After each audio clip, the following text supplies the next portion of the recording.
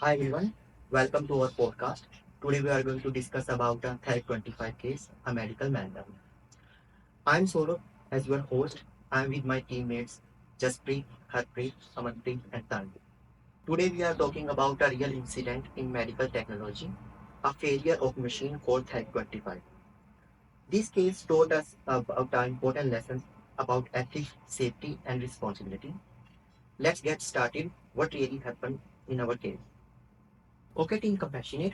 Before we dive into the details, let's take a moment to understand that what exactly happened inside 25 case and why it became such a major disaster. And let's start our discussion with Aman, and after that, each team member will explain their views. As per I research that the Therac-25 machine was used in hospitals to treat cancer with radiation. Moreover, it could switch between low energy and high energy beams, but due to a big software problem, the machine sometimes shot the high energy beam directly into the patient without using a protective filter.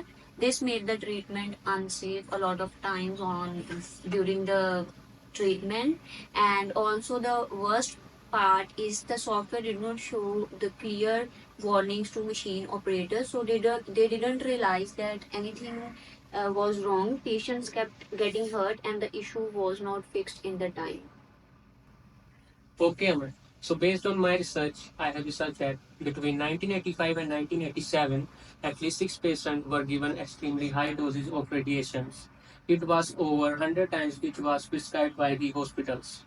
And it didn't stop over there. This incident happened in different states of US and Canada. Yes, just because of the high doses, some patients get highly burn and pain in their inside their body, but some get fatal injured, and some experience round holes inside their bodies. And I want to tell that something in that they burn the whole tissue inside the body parts, and due to these injuries, some patients get died. Okay, Tanvi, that was very painful situation. So, in my part, what this whole situation even more painful is how it was handled. After the first few patients were hurt, the company AECL did not stop the machine or call for a full investigation. Instead, they just made small software changes and kept the machine running. So, in short, the Therac-25 case was not just a technical failure. It was a series of ignored warnings, system flaws, and missed chances to save the life. And now that we have a better picture, let's go into the details of what caused this failure and how we can learn from it. Aman, can you explain that how software made this happen? Yep, so ACL reused old software from their earlier machine 3020 but removed the safety parts. So, because of a software bug called a race condition, the machine gave dangerous radiation. The screen also showed confusing error message, so the technicians did not know anything was wrong until the patients started getting hurt. So, from my point of view, this shows how risky it is to use old code in a new machine without testing it properly. Okay, Aman. Tanvir, who do you think is responsible for this disaster? In my opinion, there are several people and groups behind this mistake. The engineers who did not test the system enough, AECL managers who ignored the whole warnings which they get, and third one, the FDA who approved this machine without the checking of the software, and the last one, the even hospitals did not stop using the machines. Even they get several reports from the patients, and so it is very sad how many small mistakes added up to make this big disaster. Okay, Tanvi. So now, just speak. What about the patients and the families? Yes, they trusted the doctors and the machine, but no one told them that machine had problems. So this show why it is important to be honest and take responsibility. Definitely, Jaspreet. Now we will discuss about that how it could be prevented. Harpreet, can you explain that what could AECL have done to stop from this happening? I think AECL should have tested this software properly. They should have kept the safety parts that were used in older machines. And they should also needed better security systems like alarms and auto shutdown system, like if some problem happened. And according to me, keeping basic safety steps led to something that could have easily been prevented. I agree with you, Harpreet. Amalpreet, what about the role of FDA and hospital? As per my perspective, the FDA should have made sure the machine was fully tested. However, the hospitals needed better ways to report problems, and ACL should have had a whistleblower system so the engineers could speak up without fear. Okay, Amal. In next part, we are going to discuss about some punishments. Tanvir, did ACL get any punishment for what happened? Not really. They just paid money to the family members, but no one get arrested or charged. Nowadays, they could face a big legal actions like corporate manslaughter and etc.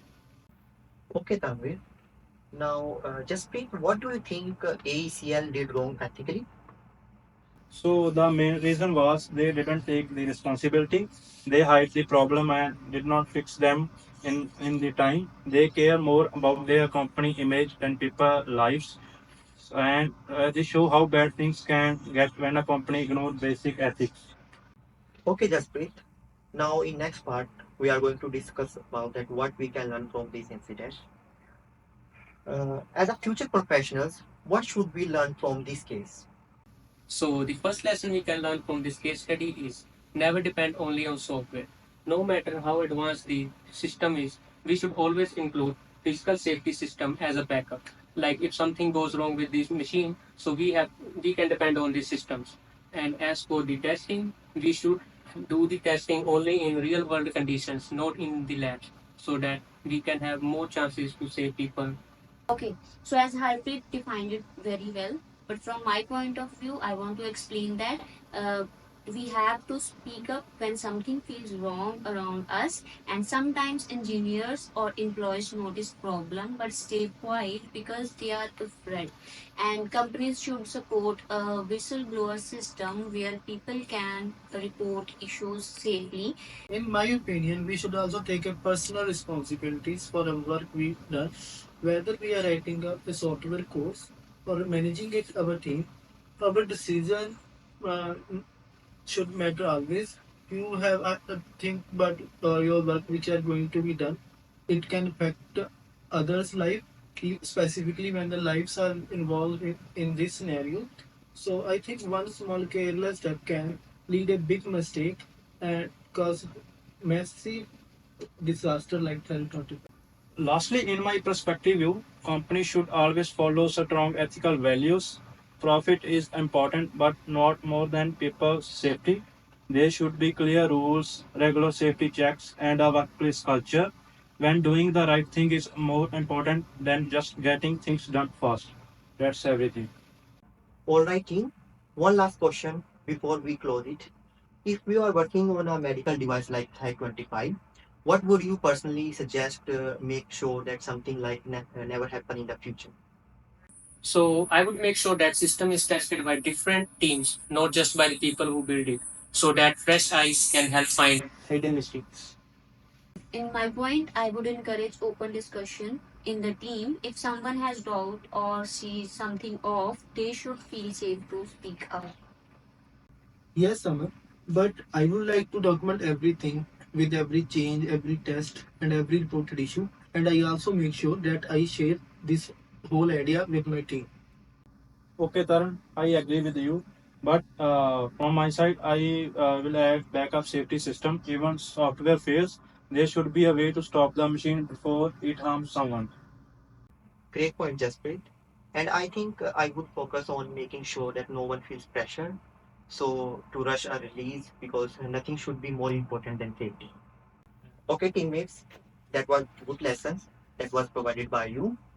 Overall, the Therac-25 case shows us how bad things get what when people ignore safety and ethics. As future engineers or tech workers, we must test our work, listen to feedback, and always care about people first. And thanks for listening to Therac-25 Medical Meltdown. This is a team compassionate signing off, and I want to say that stay safe and always do the right thing.